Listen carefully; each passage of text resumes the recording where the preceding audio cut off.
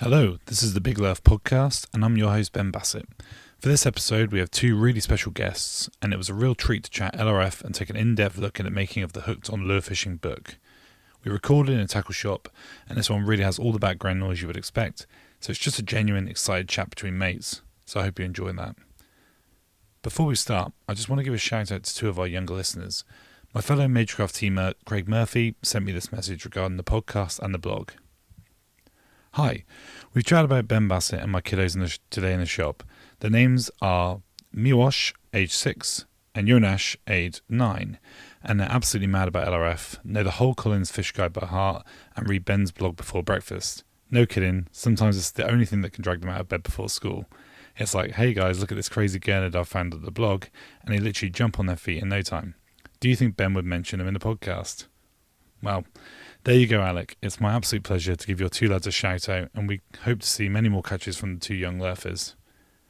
And to all of you, we just want to thank you all for listening, commenting and getting in touch. But that's enough of me waffling, so let's crack on with the pod, shall we? The Big Lerf podcast, talking LRF and more. Hello and welcome to episode 4 of the Big Lerf podcast. I'm here in Chesil Bait and Tackle, currently very windswept Weymouth. Storm Arwen going on outside. Mike and the team have kindly lent us some space at the back of the shop. Sadly, we've got no Joe today, but I have got Richard Salter. Hello there. Hello. And we're here with Dominic Garnett. Hello.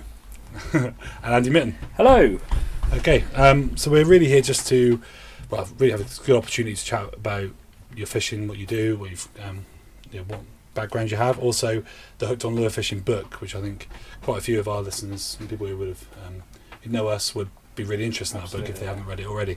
So we'll have a good talk about that. And but firstly, I just want a little bit of background on yourselves, really. I'll start probably with Andy. Just describe who you are, what you do, mate. So, I don't know. I hail from Birmingham originally. Fishing for me, I guess we'll talk about my fishing background. So fishing for me started when I was probably 7 or 8 years old. I used to come on Weymouth for my second holiday. In the summer we used to go to Devon as a kid, and then in September we'd come to Weymouth. Okay. I'd like to go fishing. I always looked at like the Stone Pier and was like, I want to go fishing, Dad. We used to watch Rex Hunt on TV, Matt Hayes, Mick Brown and stuff like that. My dad was not interested. My dad played golf. He wasn't interested in fishing, so we went into the tackle shops and we were like, actually we don't really, they were a bit scary, they're a bit intimidating. So I went to Argos and I bought a Kingfisher rod and reel set from Argos with like some tiny hooks, and went into the tackle shop and again, and they gave us some big stuff and like, oh, actually, do you know what, we'll just use you for bait. Muddled our way through. First session caught some corkwing wrasse on Weymouth Stone Pier. Cool. Did you know what they were? I didn't know what they were. I didn't have a clue, so I remember grabbing them, and I've still got a bit of a scar on my hand, which you're not going to see on the podcast, but it's kind of in here where it spiked me as a kid. Right, scarred for life, Andy. Literally scarred. Picked up this thing, and that was it. Though I was hooked, with all these little nibbles. And I think when it first started, it was just a holiday thing. So I'd get home then, and I was like, well, what can I do? How can I scratch this itch as a kid? So that then progressed to me like going on bike rides to watch my friends fishing at local lakes, going down the canal, watching anglers on the canals. Of course, watching all the stuff. Sky Sports, I think, come around then with tight lines. Remember that with Bruno Butt? That was a good show. So I used to watch all of this. Rex Hunt. I think we had cable TV back then, and you used to be able to watch fishing on a Discovery Shed or something. Whatever it was at the time. And then that progressed into doing my own freshwater fishing, float fishing, and just bits and pieces from Birmingham, with all the canals and things. But my real passion was kind of travelling to the coast for saltwater fishing, so bass fishing was kind of the entry to lure fishing, I guess. First lure caught fish though was pollock. Okay, what sort of size? Do you know what? If it was £1. No, actually no. It's probably about £2. It was down in Sheldon in Devon. Really good fish. The Tinmouth sort of area. And then this was me every weekend. Then kind of once I got to about 18, 19, I used to come down every weekend from the Midlands to the coast fishing. Chasing the bass, the elusive bass, and then mid-20s I managed to catch a really nice bass, which I've not beaten to this day. And how much that weigh? I don't know. I don't weigh fish really. Oh, okay, unless it's a big perch, I generally don't weigh fish. Just blast your PB still. It sits with me as my PB. And then from there, I think it was about 2012 where I've sort of started looking at what else can I do in the sea? LRF was really gaining traction then. Yep. There was people online like Will Harding, Okay, yeah. Jay LaRoche, I think his name was. Oh yeah. Do you remember him? And then like the Jersey guys were off doing their thing, Yep. you know. So I got into that, and it kind of led me to a point where it was like, do you know what, guy? I was doing a lot of freshwater fishing back home because Yep. I needed 2011. I really needed to kind of scratch the lure fishing itch. Yeah. Back home, I can't. You know, what do I do through the winter? I'm not going to travel to the coast, so I started doing a lot more pike fishing with lures rather than bait, and just hammering the lure fishing for pike. On the canals, perch fishing, and then Xander got me in a big way, which is where I first met Dominic actually. Okay. Yeah, on the Grand Union. So Dominic was With John introduced to Shane, me yeah. for Xander, so they quickly sort of saw me as a bit of a Xander canal specialist because Okay. I was spending sort of 5 days or more, Yep. 7 days a week on the canals fishing for Xander. Awesome. Just addicted. Yeah. So 20 how old were you? Oh, I don't know. It was about 2011 I started fishing from hard, and then I reckon I met Dom about 2013, 2014. Okay, so you know each other quite a long time. Yeah. And then kind of from there I went on to I remember coming on holiday 2013. I was in Weymouth. No, I think it was back end of 2012. I was in Weymouth Harbour LRF, and I'm like, this is me. This is where I need to be. So I went back to work on the Monday and said to my boss, look, if anything ever comes up on the safe coast, consider me for it. Fast forward to 2013 April, boss comes in, says, there's a job position in Poole, are you interested? And the rest is history. I moved. Because, you know, I didn't have to keep travelling down every weekend to do this LRF thing, and once I got into the LRF, that was it. There was no going back. It transformed my fishing, and kind of that's led me to here now. It's led me to in different directions. You know, I've gone off with the fishing. I don't know. Do you want to? We'll talk about it, a bit more in a bit, but obviously that's a good introduction for yourself. But obviously, I thought to talk about Dom and see, if you can just give us a bit of background on yourself. And Yeah, so I started fishing at the age of only about 3, basically, and it nearly ended right there and then because on the banks of the River Thames I managed to fall in. My dad dragged me out, and basically the first thing he said to me, was soaking wet, shivering on the bank, was, "Whatever you do, don't tell your mum." And she only found out actually about 3 years ago. It was a bit like the Official Secrets Act. A certain amount of time must have passed. But anyway, in spite of these sort of early mishaps, I kind of got fishing right from the start. Just loved catching anything. Yeah. Bullheads, roach, perch on the whip. I was also lucky enough to have a mum from Switzerland, so we used to go there every summer, and it's probably where I first got into lure fishing. Just fishing little spinners and plugs on the Swiss lakes for perch mostly, and occasionally things like trout. Yeah. And I guess then I was just always avidly reading about fishing, even when I couldn't go. And I ended up doing quite a lot of different things. I got into match fishing in my teens. A bit later on, I got into pike fishing in a big way. Probably started from having fish stolen off the hook on the local canal. Yeah. And actually, my obsession with lures probably kicked on then because I was doing. Back then, you had to do design and technology for GCSE at school. Okay. I feel old now. This is like 1995, but. So anyway, I was like, what on earth am I going to make? I'm really cat-handed. My technical drawing's awful. My sort of strict bald-headed design teacher was like, he predicted me like an E. And it was like, what are you going to do? What are you going to do? The penny dropped, and it was like, why don't you make pike plugs? Okay. So I ended up making a whole series of them out of balsa. I mean, they weren't very brilliant, but they wiggled quite nicely. Yeah. We used things like old-fashioned. You remember when the ring pulls ripped clean off cans? So we made diving vanes out of bits of beer can, and smart. we made our own. We through-wired them so they wouldn't fall to bits, etc. And it was a pretty ragged project, but I got an A after being predicted an E. I'm still proud of it to this day. I've still got the project, and I kind of shudder when I look at how bad my technical drawing is. But I think the actual science and the writing behind it was obviously it must have impressed them a bit. Yeah. But so from there, really, I did a lot of lure fishing and experimented a lot with my own lures. I used to make my own surface lures out of fur and things like that and catch pike that way. Yeah. My own sort of, they look like sort of mice and things like that, and we caught some quite decent pike. And really my fishing diet just expanded from there, obviously being in Devon, I started fishing the sea. Yeah. Not with any great success early on, but actually one of the first things I managed to reliably catch was school bass on lures. Which was a nice fish to catch. Yeah, and from there on in, really, I was always a keen writer. I'd kind of started my career in journalism, but not really fancied it in the long term until I kind of stumbled across fishing. And at the time, I'd done all manner of jobs, but I slowly managed to get into writing freelance articles. Yeah. Sort of slowly but surely, I found, a few magazines that were willing to take articles on a semi-regular basis. And yeah, and the rest is history. I mean, as for my connection with Andy here, I really kind of saw him as a kindred spirit early on. I'd kind of been famous in a way for blazing a bit of a trail with fly fishing for coarse fish, which was my kind of breakthrough book, really. Yeah.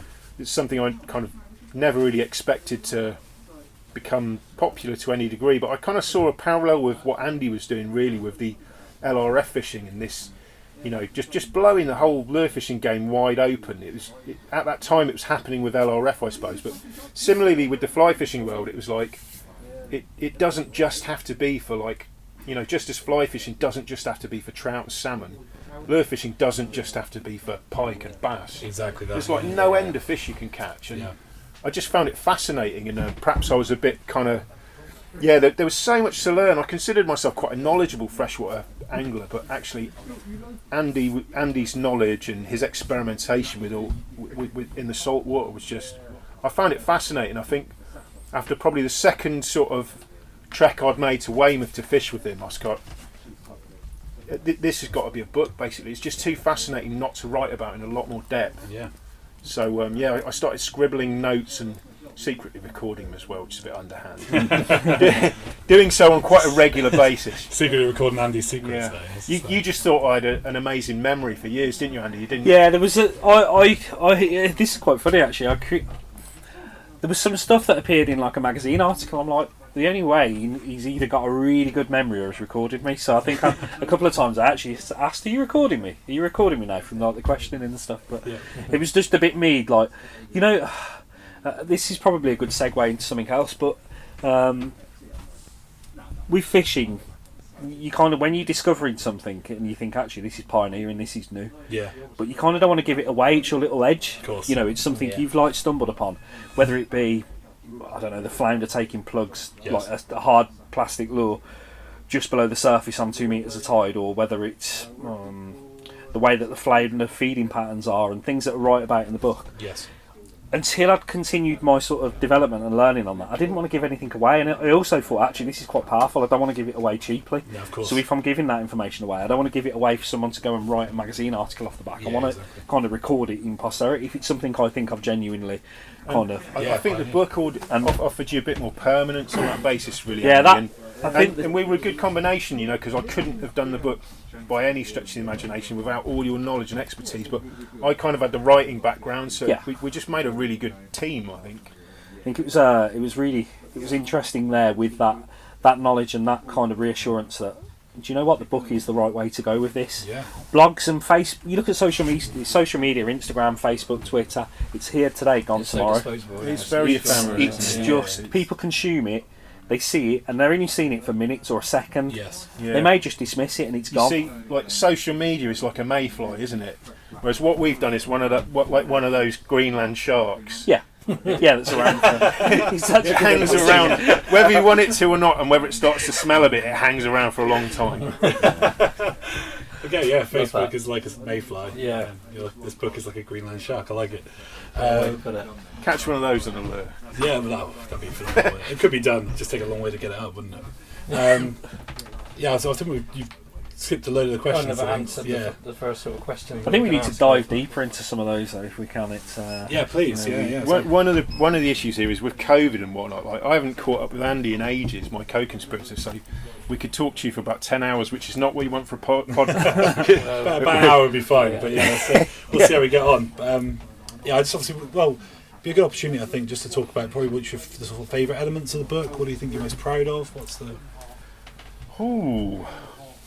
Where do we start? I think I'm proudest of the little team we brought together. Like, I kind of came into it thinking, like, almost with that saying, like, like it's amazing what you can achieve if you don't mind who gets the credit. And Yes. I think really we played to everyone's strong suit.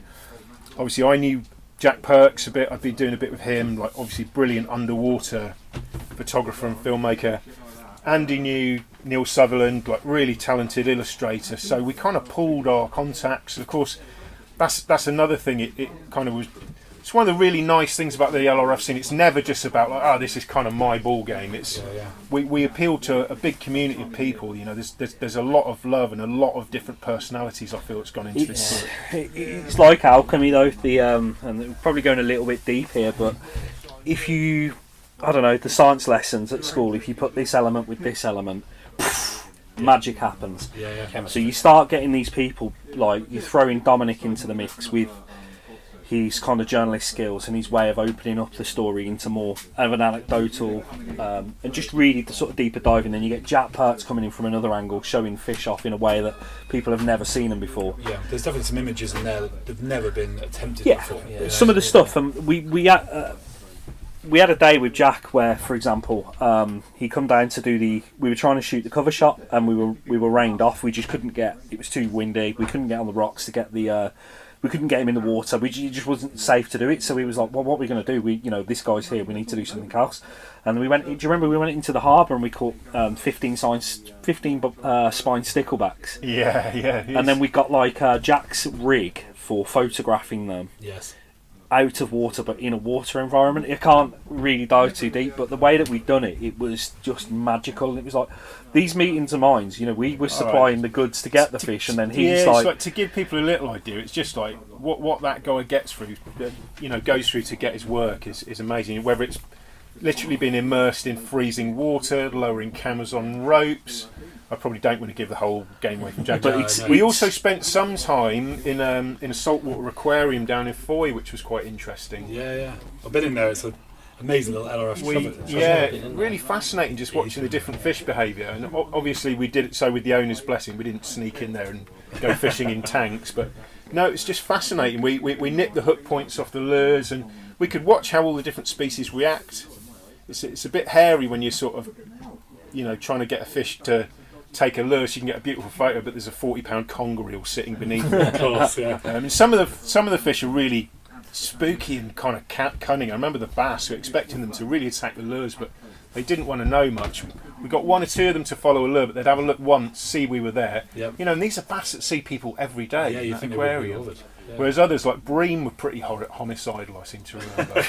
And some of them were just stupid. They had this big old pouting that would just hit the lure again and again, and it didn't want to let go. It was that gives you, and that you talk about these experiences here, which that's amazing. But without Jack being there to capture it, we wouldn't have got some of the shots in the book, and that's where it's like it's very true. So we've got the vision of these people coming together. Yeah, so we've got Andy's angling expertise, but we've also got someone who literally knows fish and marine life from underneath the waves, which influenced this in a big way as well, I think. Yeah, it was huge.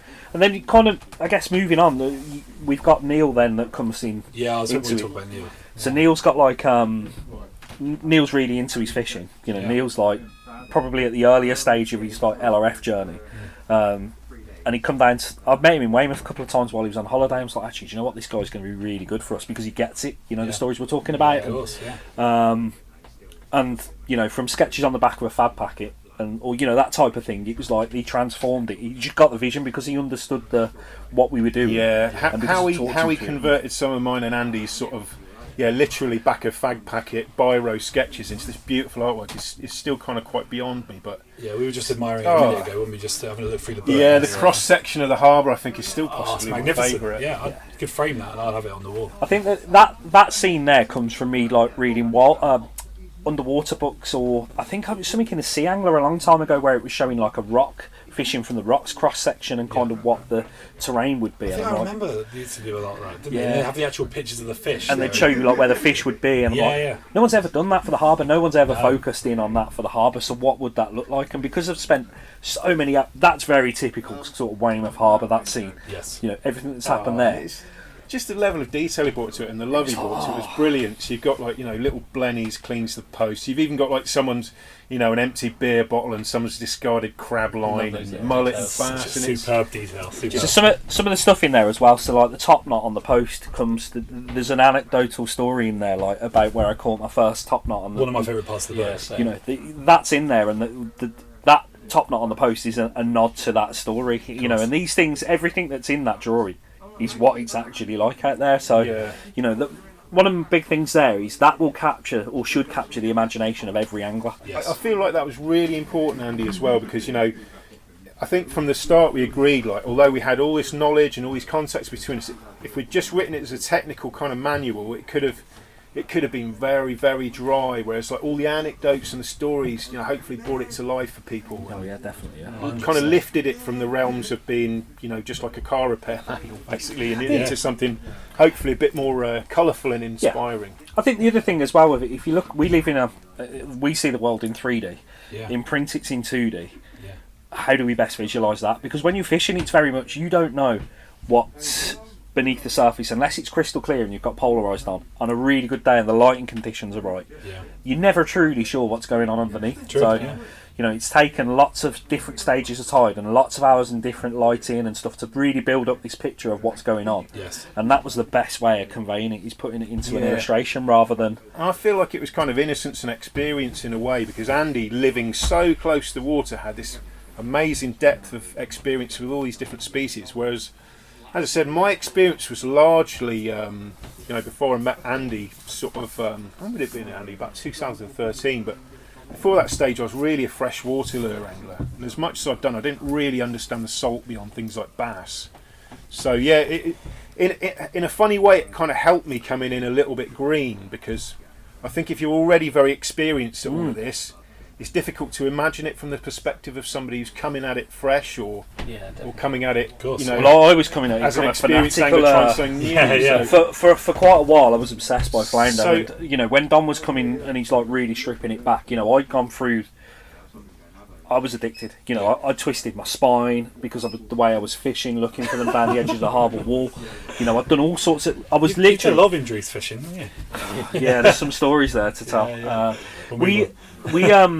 We're lucky Andy's still with us, to be quite honest. There's some pretty worrying stages, Andy. I'm kind of glad we can stand here today and laugh about it, because it was pretty serious. Yeah, that's... I don't even want to go too deep on that, but... No, but you had a sort of I've certainly had a threatening experience, but come out the other side and you're here to talk to us today. I was just trying to think of anything else I want to ask you about the book, to be honest. How long did that process take? Like the idea of doing the book to sort of publish it? Good question. That's a really good question.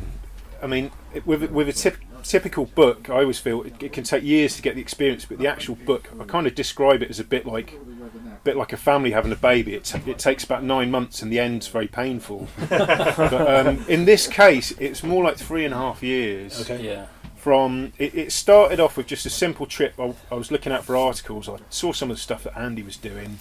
You know, I knew him a bit already, and it was just like, some of it was like just wow. Like, you know, 10 years before, if someone had told me, we're deliberately catching flounder and some of these other species on lures with success, you'd have been laughed at. And so I couldn't resist sort of doing a bit more. So what started as a couple of articles then quickly became like, there's a book here. There's just way too much.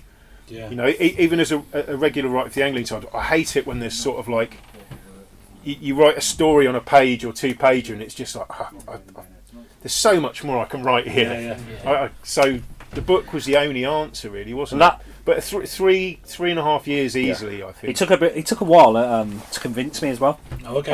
You know, so you were hesitant.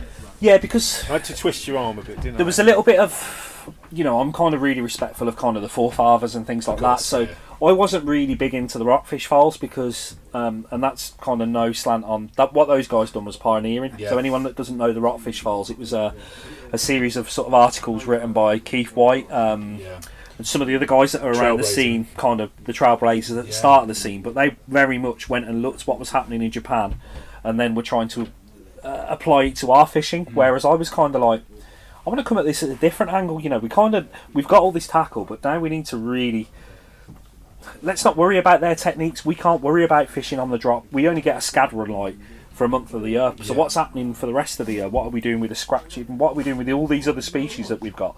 And how are we going to apply it?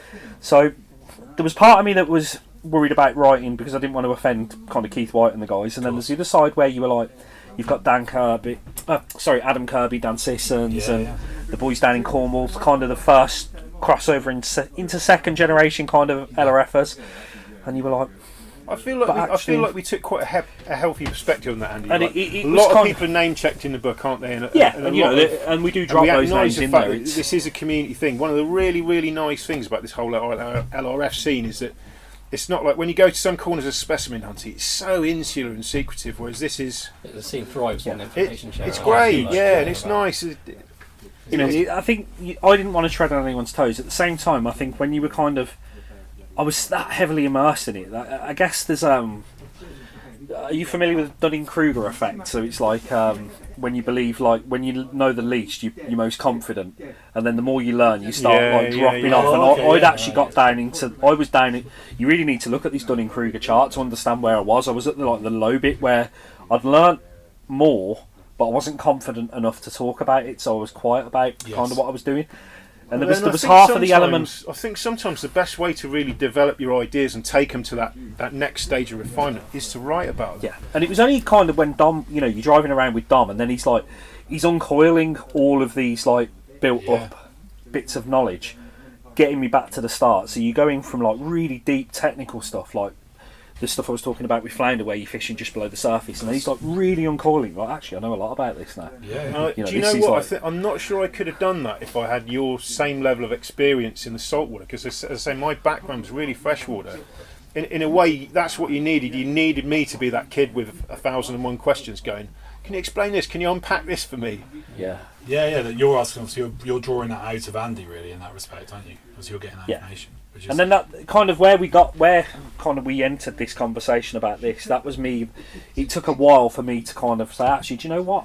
I'm standing on my own 2 feet here. I have got enough of worth to take something out there. Do I know stuff different? And it kind of verified some of this when Dan, Adam, and Chris, I think his name is, that fishes with them. Got wonderful long blonde hair. Chris Wheeler. Chris Wheeler, yes. When they come down to Weymouth and they were trying to get some shots for Sea Angler. And my phone used to ring all the time. We're in the harbour, any chance? From different people, and these boys contacted me, any chance? And I'm like, oh, come on then. So I went out and I'm like, well, there's one. And they both had a go, Adam and Dan, and they didn't catch it. And I was like, hang on, bang, caught it. So, okay. These are 2 guys that I look up to and still have massive respect for. I'm happy to call them friends.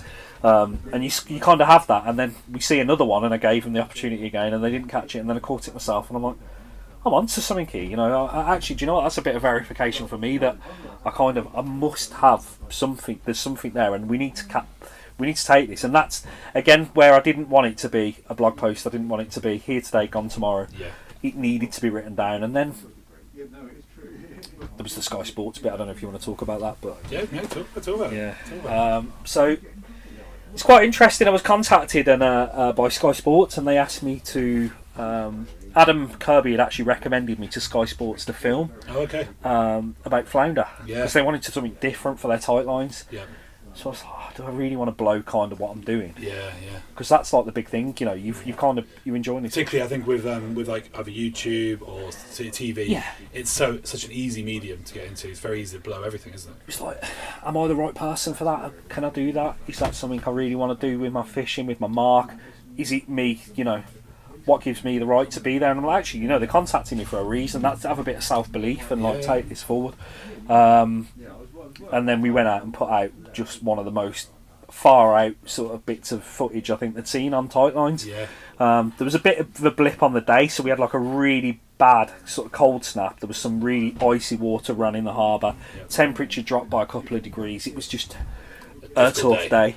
And I kind of pulled on some knowledge from Will Harding, where in the very early days he took me out with a bit of ragworm to teach me the bite of like how the fish would hit. And I'm sort of tapping my hands here, which any of my friends listening who've seen me do it, there's a standing joke about like how I talk about the flounder bite on a bigger bait or a bigger worm. It's always like a big You're like a mafia guy talking about the hit, aren't you? Yeah. And kind of anyway, I've pulled on all that knowledge during the filming, and we've ended up actually going to get a bit of ragworm. And you hear all these stories about people when they're filming and like doing stuff behind the camera to trick, but they never show you on camera. Now we were filming a lure film, but these fish were just not on. We were not getting any bites, and I'm like, I really need to just check there's fish here and that they're going to feed. Let's go and get bacon sandwich. Let's warm up. I'll get a bit of ragworm. We'll take it out. So we filmed it. We put it on camera because we're like, we're not going to cheat. We're not going to do anything behind. I want it to have I want the integrity there. Of course. Let's show it. Dropped a bit of ragworm in. Twitch. Bang. Straight on it. Well, at this point as well, I'd actually gone right outside my house, so I knew where there were definitely going to be fish laying up in that channel that I told you about. Yeah. So we hit into that, and then about 5 minutes later, I said to 40, right, ISO me, drop shot, get it up, so they can see it from further away. Yeah. I think it was within 5 minutes he got one. Oh, super. And that was it, they wrapped the film. And they were like, so I'm left on that film with just catching one flounder on bait.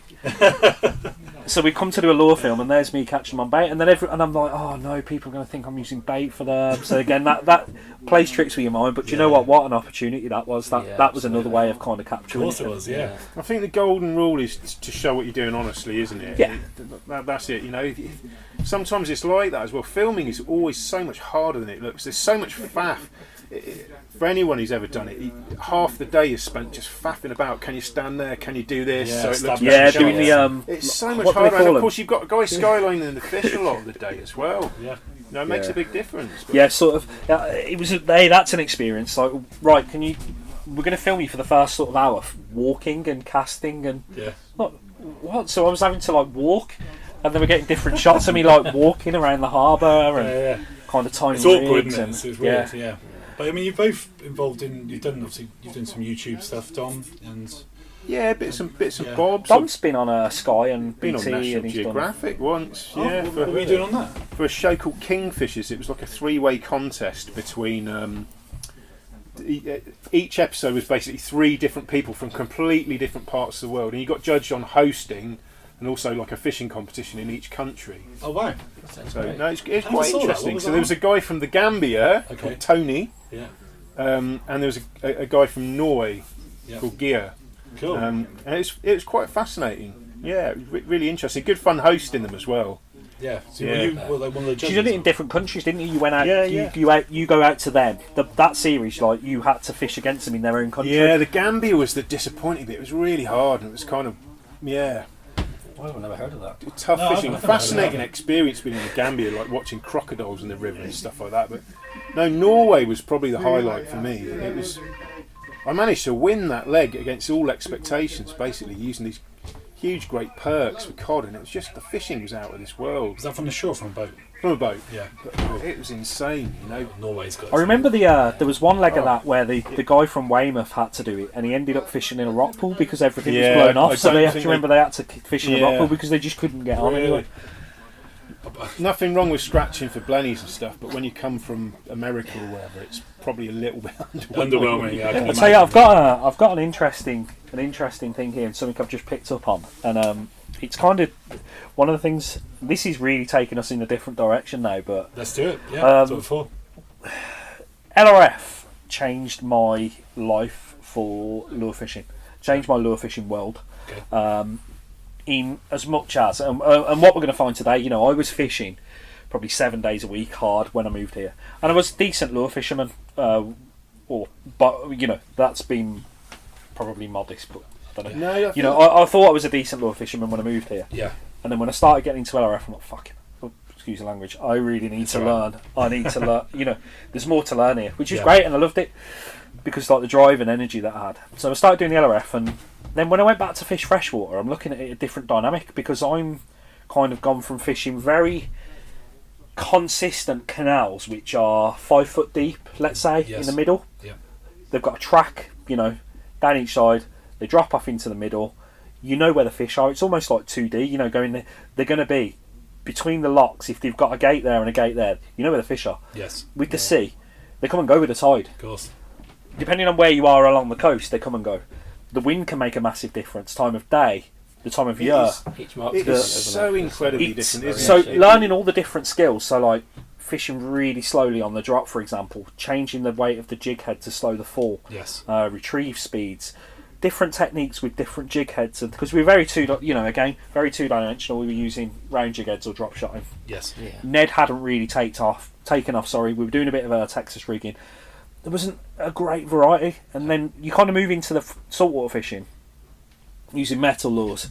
Getting all these high-tech metals that have got different fall Yeah. speeds, getting jig heads that have got different fall speeds. I think it's the weight classes that were most fascinating for me, but that was the really exciting thing for me, how different it was to do that ultralight stuff in salt compared to what I'd known for years in freshwater. In a funny way, it's one of the nicest things in fishing to be kind of a beginner all over again, I think, as well. You get that kind of buzz, and the thing about LRF fishing is I feel like it's quite accessible. It's like simultaneously proper big kids fishing, isn't it? Yeah. Getting bites, catching all these crazy fish. But simultaneously, it can, if you want it to be technical, it can be Really tough. That's it what can I be like about really it. technical. Sort of It's the kind way of you want both, to be. isn't it? It's like big kids fishing and kind of Zen It's master kind of- fishing Well, we in love one. it, yeah. I have a question for you then. So that where I was going with that then, and this is it to everyone, not just Dom. So I know kind of my own mind what it done to mine, but did you think, like, if you went perch fishing, for example, did you perch fish before you LRF'd? No, Rich, I'm I asking did Richard, sorry. a little bit of messing around on the streamers for rainbow trout and stuff, but not So really. do you, in terms of collectively, do you think that LRF made perch fishing easier? Yeah, Yeah, so it's much. a And easier. that's kind of where I was going for me. Yeah, yeah. Like LRF changed the game, Yeah. and there's no coincidence that Adam Kirby took with his LRF knowledge. Yeah. He'd got a bit. I think he definitely had some freshwater knowledge, but taking all his LRF skills into freshwater changed the game, Yeah. Yeah, and especially in them Definitely. competitions. With Remember the finesse of BLAC it, stuff. with- So Kirby and went to these competitions and was suddenly fishing like LRF tactics with really finesse, fine rods, like high modulus Japanese. Well, it's like we use the blanket term lure fishing, isn't it? But it's like another branch of fishing. It's so non-specific, isn't it? In a way, just like float fishing, it can be a tiny 0.1 gram pole float, Yeah. or it can be a bung for pike. It's still it's Still float fishing. I think It's not that the was the thing. He took all of these techniques to perch fishing Yeah. and blew it apart. The competition scene blew it apart. Yeah. Steve Collett jumped on the back of it, and they were all using these like really fast agi rods, finesse like eco gear jig heads, and tiny LRF. I think that's the Lures that- difference. It's the sensitivity of the tackle. I mean, my perch fishing before had been very standard kind of spinners. Spinner and about little as plugs and stuff sophisticated like as that. it got was probably using little soft jigs. Well, But we started using like the Polish Capitos. That was Yeah, and yeah. like Kitech Easy Shiners when we got a little bit more flush with cash and thinking, Yeah, oh, actually don't. But things like slowing it right Remember down, things like scaling down your tackle, so you're not using 8-pound mono or whatever.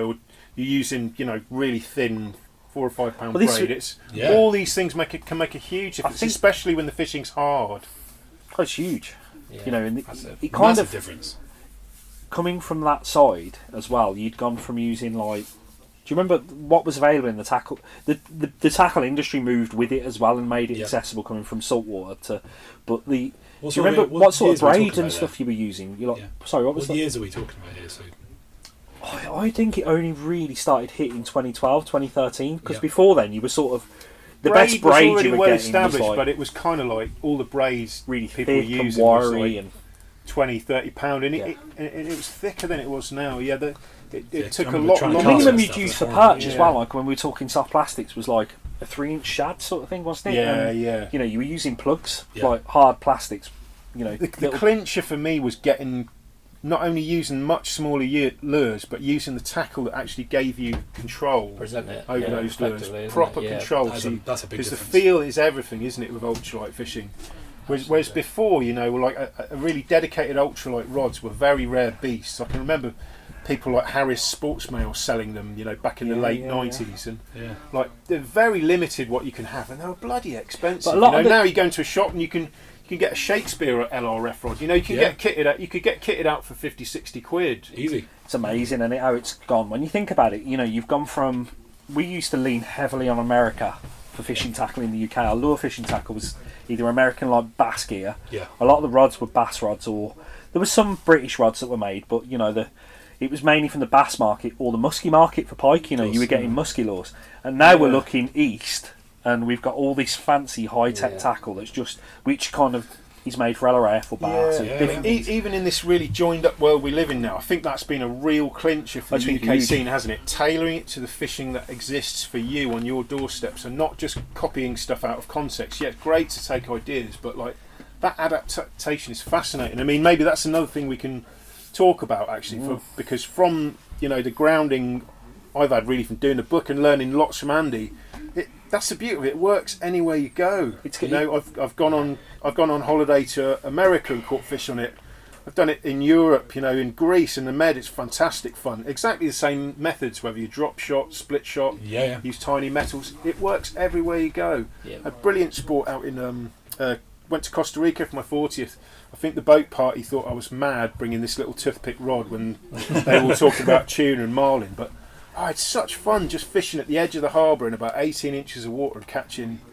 Oh, the variety is ridiculous. It's just you can go anywhere in the world with that kind of same blueprint, and if you're willing to sort of adapt, it'll work anywhere. It takes a special mentality though, doesn't it? Because there's a lot of kind of ego and there's still that sort of size big is king fish. It has to be a big fish, and I guess that's why like this sort of scene is a little bit friendlier compared to like specimens. I often wonder why it's really taken off like that. I mean, interestingly, I was with Jack Perks quite recently.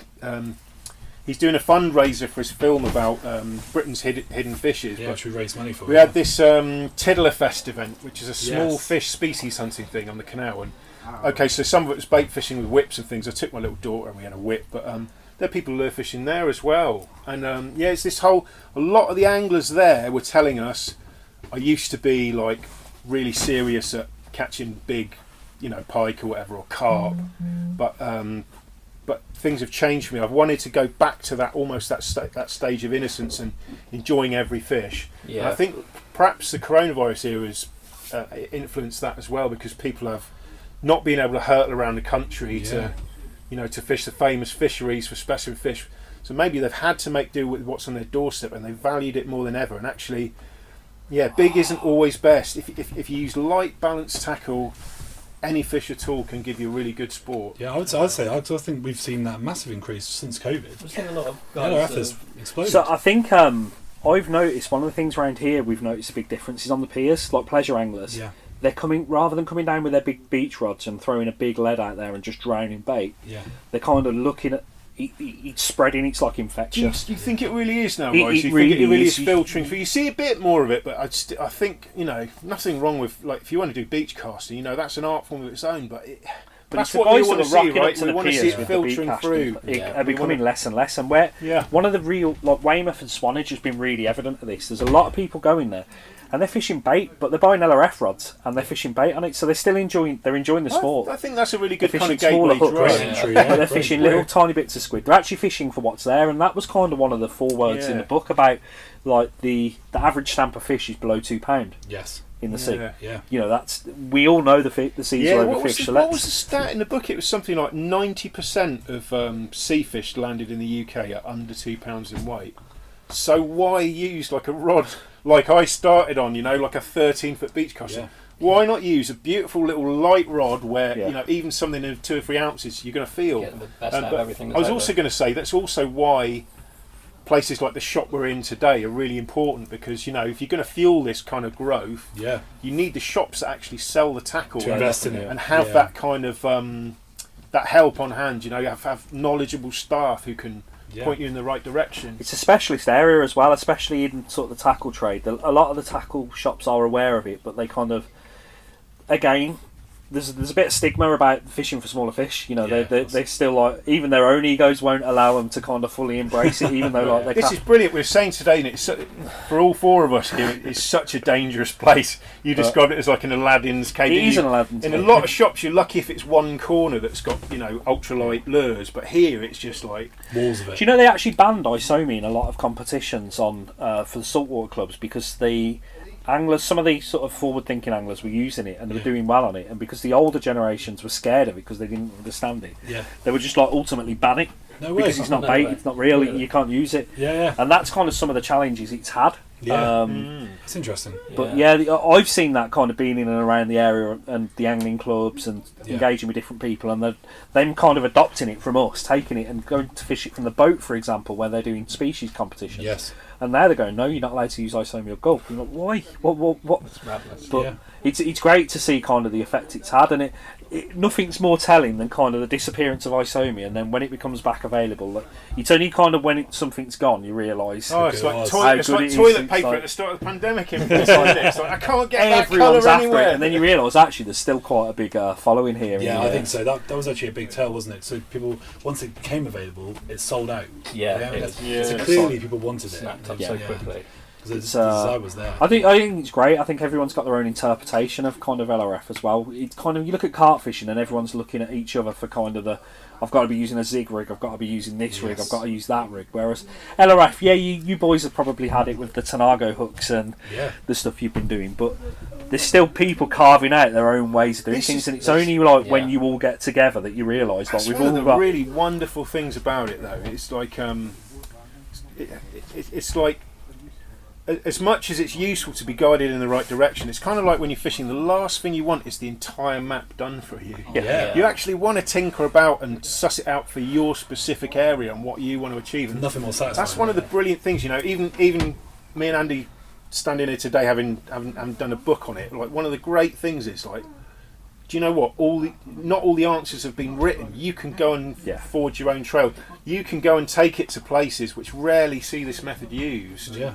It's some really interesting stuff there as well. When it comes to the book, it's really difficult when you're writing a book to let everything go. And I remember having like a real heated not heated, but like stubborn conversation with Dom, and I'm like, that's not going in the book. Oh, I don't know if I want to share this. I'm not sharing that. So there's like the taking nothing quite a few answers. Taking nothing away from the book. There's more in there that I wanted to give away at the start. Yeah. There's stuff that we couldn't put in there because of the word count, because it's such a vast subject. Yes. You know, it's a good book and it covers a lot. But there's stuff we couldn't even get in there because there's that much that, you know, some of the stuff could go in like half a book. Any thoughts on the second book there? We've not even had a loose conversation about that. I've got quite a funny idea for a book talking about like stories, especially like some of these ones that are a bit closer to home, like accidents and things like that. But then like the funny stories, I've got some funny stories off the back of them, like where we've, you know, some of it's quite sobering, you know, where it goes wrong. Yes.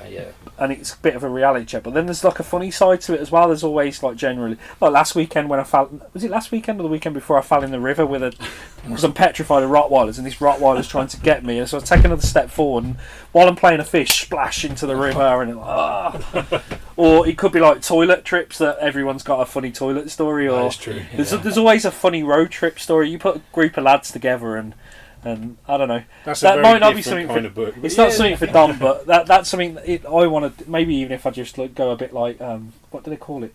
Like when they do the zine sort of thing. Book-a-zine. Yeah, you know, like maybe it's my own little thing, but I don't know. We've not talked about anything else yet. Not yet. Boat fishing. I think the next thing. Boat fishing, you know. Do you know what? I was just thinking that maybe more of the boat applications. I mean, one of the chapters I really wanted to do a lot more on is I've been doing a fair amount of kayak fishing, you know, in the last few years, and it's fascinating taking the ultralight gear out, because a lot of the guys fishing off kayaks are using, you know, bait, or they're taking feathers or standard bass oars. Like, taking out the ultralight stuff on a kayak just takes you into, like, takes you literally into totally different territory. I imagine, Kayak angling. Especially like with some of the competition scene that I've noticed. So I've got to know quite a few kayak anglers where they've run kayak events alongside boat, or like the World Predator Classic and stuff like that. The kayak anglers there have all got these kayaks that you pedal. Yes, they're amazing those. So they've got, and now they've got like 360 pedals on them that they can hold spots. So if you're like fishing, it's not tied. They don't need to worry about the tide as much, other than the legs getting to, you know, their own physical fitness. Like if they find a fish, so for example when we're in Hellevoetsluis, which is there's a big river that runs through that's tidal. Okay. And if there's a flow there, but they found like a hole where there's fish, they can just pedal to hold above it. It's smart, that, isn't it? Sounds great. Sounds a bit like float tubing. That's great for lure fishing as well. It's the same sort of thing. You can just back back you know, paddle but to it hold your changes the position. dynamic as well. It's a whole different technique. Yeah. But then there's the technology that comes into it, and we don't ever benefit from I that. tell For you what what, we do. Even with like my less than amazing experience, I could have written a chapter in that book on kayak fishing quite easily. We didn't really have the space in the end. Kayak. We mentioned some of the basics, but yeah, it's like could how be a long do you It's want a to do whole it? different dynamic. You know, there's a guy we know that trolls lures for bass from his kayak, just pedals along, and he does amazingly well. Yeah. There's a few in the Plymouth Sound that do really, really well. There's some of the species hunt they do there are just phenomenal. Yeah, The it's species crazy. that come out. The first ever ringneck blennies I've ever heard of being caught were caught by kayak comps. Yeah, well, as we were discussing just before, like we pressed record today, like you get quite small fish even in surprisingly deep water, and of course, that there'll be smaller species that are not always easily reached from the shore, so it could open up a lot of possibilities. Oh yeah, completely different. Like You as need Stevens calm go conditions so far, and I mean today is a prime example of that. Us four probably being masochists because it's blowing an absolute gale out there. I think we're attempting to go fishing. I think the average wind speed I keep referring to is 46 mile an hour for this evening where we're going to fish. So it's going to be interesting. But that's the beauty of LRF though, as well, isn't it? Because like the Jersey guys always used to talk about it being the winter sport. Yes. Like we've obviously smashed that out at the park now with what we do all year round. But in terms of a winter sport, you know, when everything else is up against you, you know, you've got the bass fishing's dead. Yeah. Beach fishing's difficult. Like you couldn't go beach fishing here today. Well, you could go and scratch around a harbour because generally you can find shelter. That's true. Right. And these fish aren't necessarily time of year or water temperature dependent because they're used to the wide swing in temperatures. That's true. Yeah. So although you do get like a winter migration of things like herring round here and whiting, blennies, gobies, the wrasse, they don't travel far. They don't leave top knots. They stay there. The flounder are there all year round. Yeah. They're sitting in It's just bass whether they're active or not. in this harbour. Yeah. But if you go often, and you can guarantee there'll be something that'll bite, even if it's definitely. a black goby, a rock goby, you know, something like that in the harbour. Oh, the other great bit in somewhere like Weymouth is if you do get fed up, you're only ever a few footsteps away from a pizza and a pint of beer. This is why street fishing and LRF are my two favourite forms of fishing, because street fishing, like for anyone that doesn't know, is literally fishing in. It's like a term coined out in Europe by Fred Mesener from French touch fishing. Yeah. Street fishing's like just fishing around like the cities and built up areas, which is like you know, all the sort of urban where you can you don't have to get a wheelbarrow full of gear to go fishing or all of these heavy. It's You kind of literally the go opposite out way, with isn't like it? kind of LRF So kind of bag, you know, a and small that's little another bag. really good point, Andy, especially as like 3 out of 4 of us here are dads, and that seriously cramps your, you know, the amount of fishing time you have. It's a big boon, isn't it, having a method you can be doing in minutes You literally when your baby's out gone the to sleep car. or when you've got a spare half hour on the way back from work. I mean, in Exmouth recently, I literally managed to catch 3 fish using the remaining 20-25 minutes of parking while my wife finished her chips. I was able to catch a couple of fish. I mean, okay, it wasn't the most expansive session I've ever had, but it just shows, like, with other methods I do, I wouldn't have even been set up by that time. It's really good, and those little breaks are good for kind of your mental health. You kind of, if you need that little like downtime, you can scratch the hunter-gatherer itch of going to. I've got a fish. That's LRF in a nutshell to me, I think. And this is why I love like the street It's fishing massive, thing. Captivated isn't me massive, because if you're listening now and you're landlocked, you know, look at your city. I do a lot of fishing at night, obviously fresh saltwater. Yeah. But the freshwater boys don't really do it. So that was another thing that we took back to freshwater and said, actually, do you know what? Let's go perch fishing at night. Let's go zander fishing at night. Let's go pike fishing at night. Go to the built-up areas. Firstly, all the artificial light. Yeah. To be honest with you, the perch and pike zander will feed when it's pitch black, but baitfish gravitate to light, and there's a big piece on this in the book. Yeah, there is. Baitfish gravitate to light, predators are going to be far away. Yes, you have to change how you fish for them, but you know what? You're in an area where it's safer because you're kind of under street light, and Do you know what, you can Andy, feel more comfortable. I feel like that was one of the biggest game changers. It's possibly my favourite chapter in the book, just doing that, because I've done a little bit of night fishing for stuff like zander, but actually the section on night fishing really, really interesting. I can remember actually one of our first meetings, I wondered what on earth we were doing, frankly. It was the winter. It was bitterly cold, you know, freezing winds. I was waiting for Andy, and I think the first 2 things I saw was some homeless guy hunkering down from the night and a rat running along the wall. It's just like, what the hell are we doing? It's freezing. We're at kind of the scabby end of this town, and it was just like, but we caught fish. I caught my first ever flounder, and actually on a lot of these night sessions, the penny really dropped. You get a different, as it says in the book, night shift and day shift. Yeah, you get quite a different selection of species. Like all animals, like not all of them are active at the same hours, and you see a different side to your fishing by just by switching your hours, and of course it will fit in with your working life. Then, because a lot of people are not at liberty just to take off in the middle of the day and fish. They've got to do it in the evening. It's literally how I spend most of my time fishing now. I do mostly just evenings after work. Sessions. It's really cool. I was going to talk about that just quickly. It's funny. It's I a lot of what I done with Dom was like anecdotal. When we were talking about some of these things, and it's only when Dom makes me aware of actually people are interested in this, and like the way I try and explain it with some of the fish, like I see the pollock as I see pollock as quite a stupid fish. Like they're pretty dumb, they're pretty easy to catch. Very instinctive, aren't they? At night they change their habit. They sit, and I don't know what your observations on, but certainly in the harbours and places I've fished, they start sitting in shadows around like the built-up areas, and they're like the little mugger in the city that used to kind of stood in the dark alleyway, just waiting for something to swim by, and then bang, they're on it. Whether it's the snatching a handbag, or these are like snatching a sand smelt or something else that's floating around. And then you've got like the flounder, which is using its cover. He's a little bit more confident in the dark, so like these guys that walk around town with their hoods up during the day, or they hunker down, they don't come out, and then at night like they come out, and they're like the little urchins that you'll see in like the cities and stuff. You got a pound, mate. You got, they're around, but they're like a bit more comfortable in their environment. They're not so worried because they don't need to blend in as. No. They've got shadows and they move around, and then again pounce when pounce on the vulnerable, and then there's all these little things, and I also see it as like the night. If you meet someone that there's not so much of it down here, but night shift and day shift workers, people that work in the day. You got the night shift workers. They're like a different breed. They're like hardened. Yeah, that's it. Paler. Yeah, they're kind of used to moving in different ways, and that's like where the night fishing teaches you different things. Definitely. Kind of, especially in freshwater. Like everyone had this preconception that zander were like pinned to the bottom. Okay. Or maybe pelagic, depending on air pressure, but no one would think that zander are like feeding just below the surface, much the same way that with flounder. We talk about the flounder in the book, like feeding just below the surface over big tides. Yeah.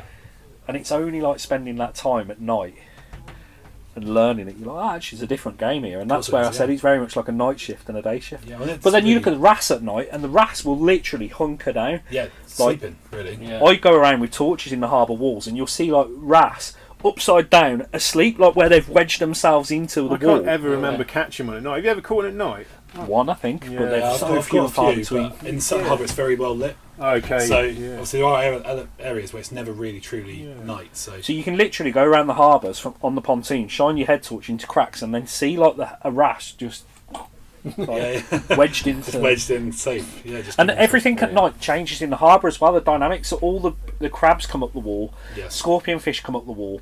I don't know what they're hiding from, but crabs come up the wall, blennies come up the wall, and generally bunker down. I don't catch as many blennies at night as I do during the day here. The gobies are more sort of prevalent. Yes, gobies are far more aggressive. But to be honest with you, the way that flounder move around and kind of bass at night in the harbours, pollock are moving around. I'm not surprised that they are trying to get out of the way. Sort of getting out of the way. Yeah, look at pollock. They look at the size of that eye. Is there any surprise they do well after dark? No, not at all. They're evolved for it, aren't they? Yeah, exactly what they're You talk to. There's a guy that I know he's not in the fishing scene at all, but from the pub, and he's done some commercial fishing, and he talks about at night when they were doing night watchmen on the boats, trawling boats. Yeah. And they'd like stop the trawl, haul the net, and then they were like before they'd do something, they'd go over a set of wrecks and they'd fish them at night, and the pollock had come that high, depending on the state of tide, the pollock went that high up, and like they'd get cod though like 30 turns up, so that on like 30 metres up over a wreck. Yeah, just right above it. Which is huge. Yeah, of course. And the dynamic just changes at night. It's great. I love it. Yeah, that's what I mean. It's really relevant now because obviously we're in the shortest days of the year at the moment.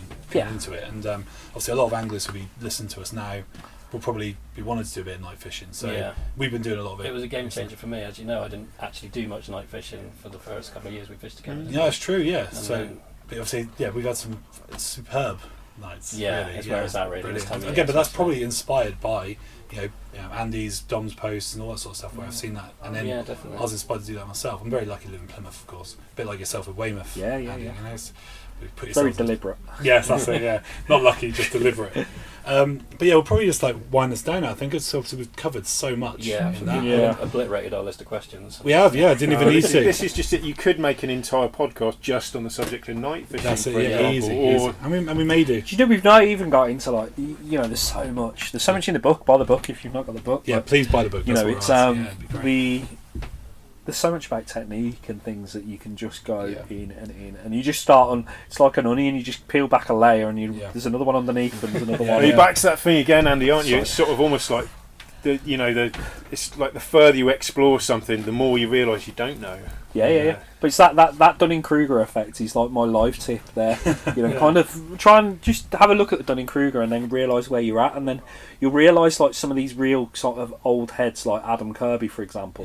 The reason they are quiet because he's got to the point where he's kind of you do it and you're like, oh shit, I'm actually do I know as much as I thought I did. Yeah. Quite often you can. But then you can start coming tell, through like, the other side and you're like, right. you But it's lovely to watch. I've loved watching your blog develop and watching this develop and watching the next generation come through, because you can end up going down a rabbit hole yourself Yeah.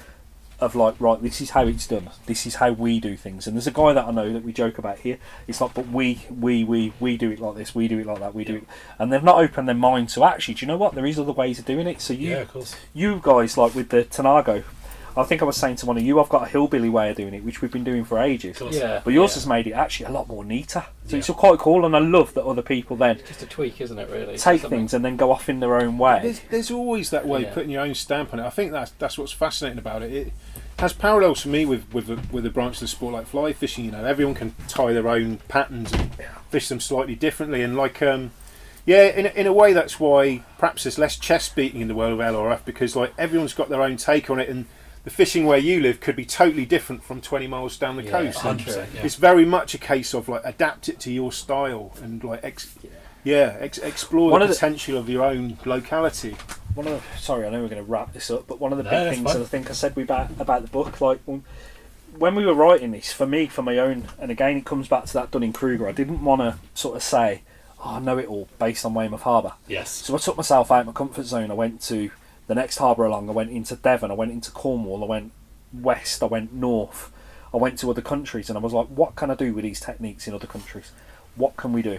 Like, I can't remember if the eel bit actually made it in the book about drop shotting for eels and the different things with eels, but there was stuff, it was like, can we take it from here and do it there? Same species in another country or another part of the country. Is it going to be different? Because the waterway around the country is completely different as you move around the Yeah. country. Of course.